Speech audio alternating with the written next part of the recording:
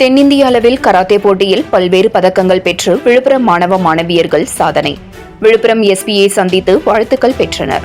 விழுப்புரம் மாவட்டத்தை தலைமையிடமாக கொண்டு இயங்கி வரும் எய்ம்ஸ் கராத்தே யோகா இன்ஸ்டிடியூட் சார்பில் மாவட்ட கராத்தே தலைமை பயிற்சியாளர் ரகுராமன் தலைமையில் சென்னையில் கடந்த 18ஆம் தேதி ஆகஸ்ட் மாதம் நடைபெற்ற தென்னிந்திய அளவில் கராத்தே போட்டியில் 55 கிலோ எடைப்பிரிவில் 6 தங்கப்பதக்கமும், 65 கிலோ எடைப்பிரிவில் 5 வெண்கலப் பதக்கமும், 70 கிலோ எடைப்பிரிவில் 4 வெண்கலப் பதக்கமும் மாணவ மாணவிகள் பெற்று சாதனை படைத்து உள்ளனர். மேலும் இவர்கள் நவம்பர் மாதம் டெல்லியில் நடைபெறவுள்ள அகில இந்திய கராத்தே போட்டியில் தேர்வாகி உள்ளனர்.